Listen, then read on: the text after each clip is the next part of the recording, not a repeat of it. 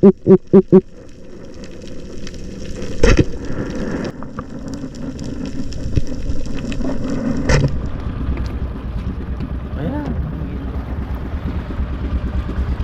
vlog! Welcome to my guys! At papunta kami sa Isla Verde with Borloloy, Master Dindo, Master RG, at ang nag-iisang Pogi na yan! Kaway-kaway mga chong! Bayang lang ang kaya! Dalawang bangka po tayo ngayon. Nandun sila Master Ian, si Master Chip, si Master kasama ni Chip, si Master Gab, at saka si Master Hector. Alright, see you soon. Tingnan nyo kung ano mahuli namin. Hey guys, nandito na po kami sa islang aming paroroonan.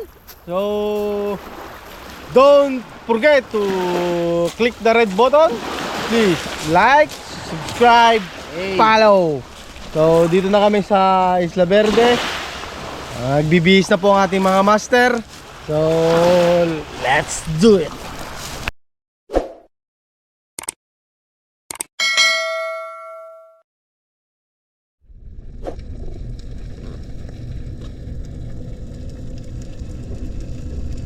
At ayun mga kaspero, pagkatapos natin bumihis, lumangoy na tayo dito mga kaspero. Kasi nakapag-warm up na tayo galing sa tabi.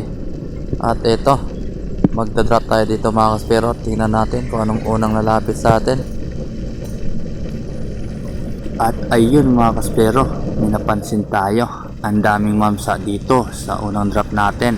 At ayun,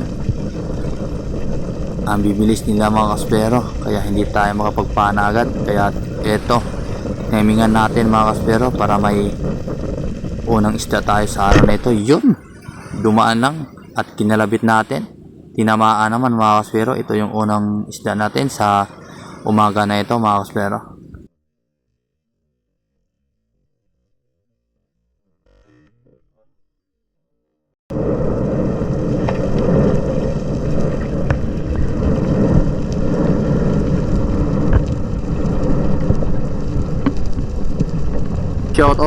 Shout out po kay Roberto from Iloilo City. Shout out po. And din shout out po kay Dennis De La Cruz family from Nais Cavite. Shout out po. And din shout out po kay Rodolfo Cantoria from Bagong Barrio, Caloocan City. Shout out po.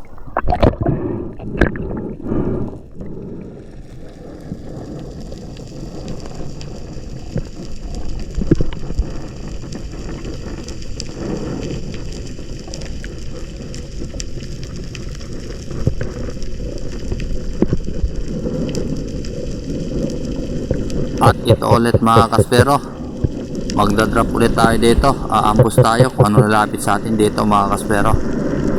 At ayun, pagbaba natin, tumakbo na agad yung mga trigger fish. At ito, yung lumapit sa atin. Wow! Ang laking GT mga kaspero. Kaya ang ganda ng patama natin, gitnang gitna, walang kawala mga kaspero.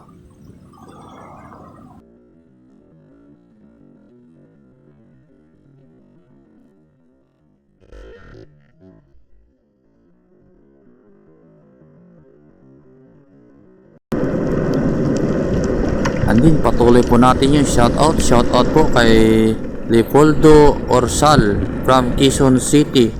At sa pinakamahal niyang asawa, shoutout rin po sa kay Marilu. Shoutout po.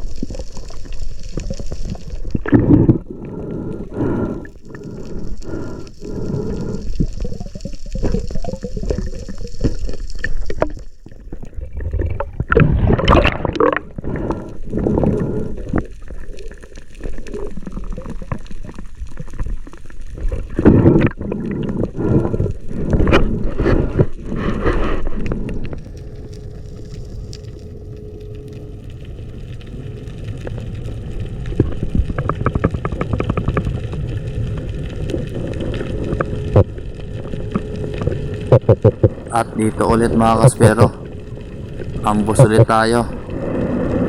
Madami talagang isda dito sa spot na ito mga kaspero.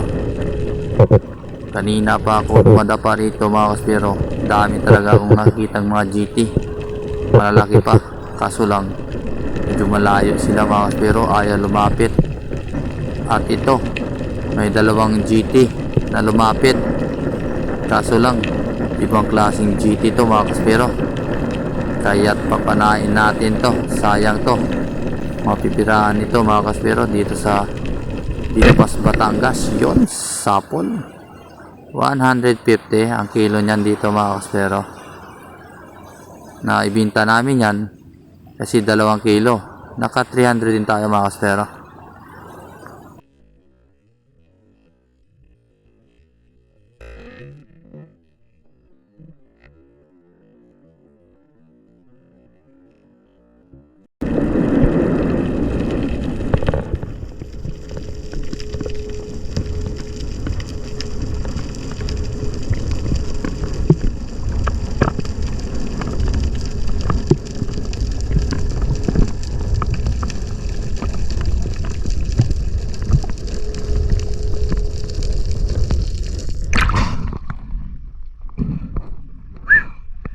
Pulutan ni Ryan.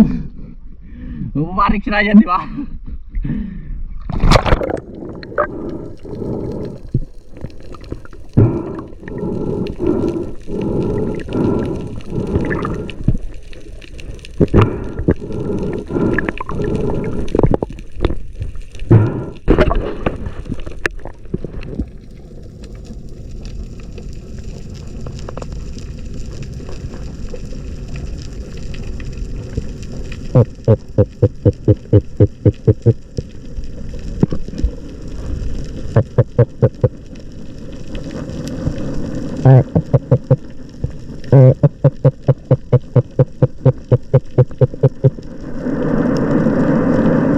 At ito ulit mga kaspero, dumapa ulit tayo, ambos ulit tayo.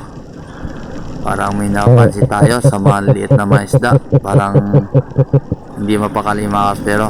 Yan yung sign na malalaman natin na maraming malalaki na lalapit sa atin. Kaya pagmasdan natin mga kaspero kung ano ang lalapit sa atin. At ayun, nagtakbuhan na mga kaspero. At ito yung naabangan natin. At ito na mga kaspero, isang malaking GT sana. Kaso lang bumalik mga kaspero, sayang.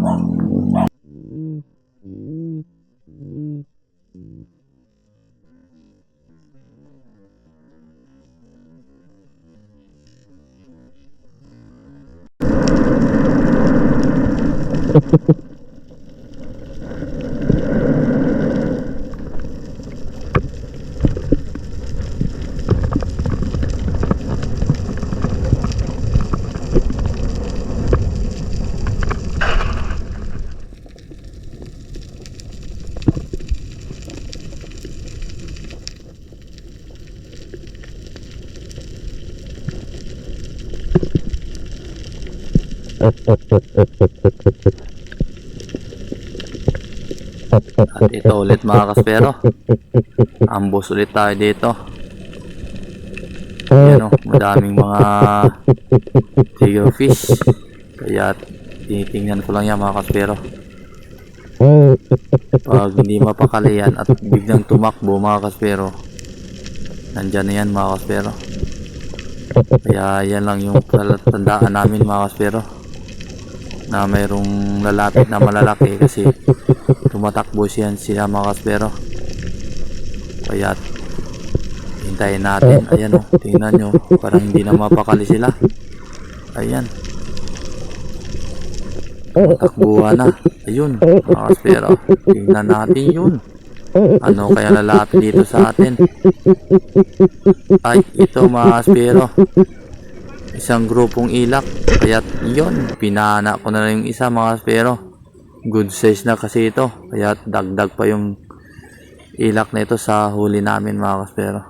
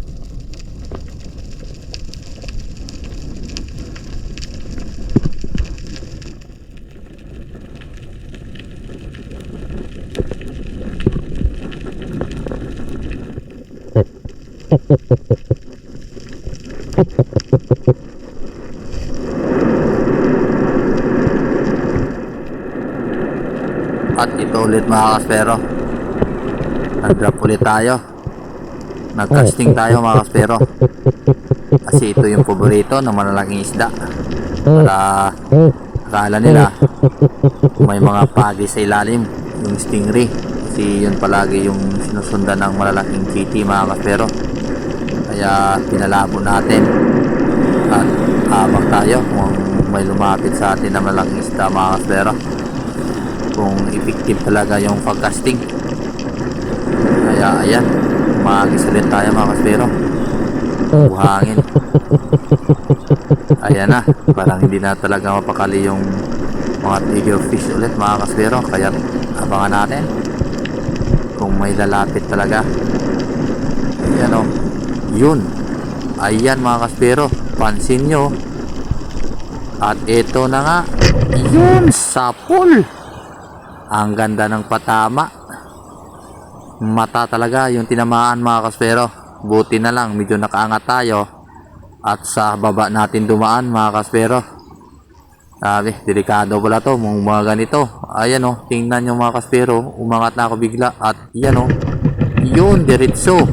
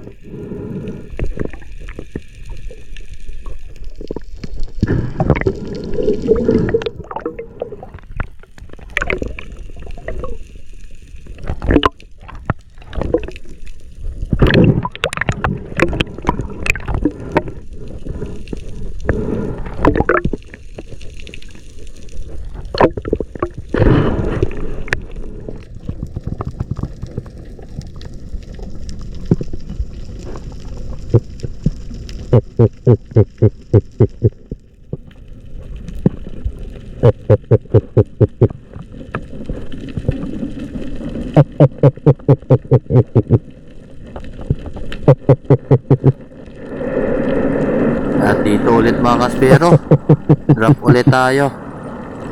Yan, casting ulit tayo mga kaspero. Tingin-tingin sa paligid kung ano lalapit ulit sa atin mga kaspero. Abangan natin. At ayan oh, Parang hindi ulit mapakali yung mga trigger fish, mga kaspero. Ayan. Parang iba yung ano nila. Ayun. Parang malapit na yata, mga kaspero. Kunting tiis na lang tayo dito. Sigurado may lalapit yan, mga kaspero. Tingnan natin kung saan nagagaling. Ayan, tingin-tingin sa kabila, paikot-ikot. Ayan na, mga kaspero. Yun. Ayan o, takbuhan na sila, mga kaspero. At sigurado papunta na yan dito sa atin. At eto na nga, mga kaspero. Ayan o, bilis. Yun, sapul ulit, mga kaspero. Walang takas. Mabilis pa rin tayo sa kanya, mga kaspero. Kaya ang ganda ng patama natin. Gitnang gitna ulit, mga kaspero.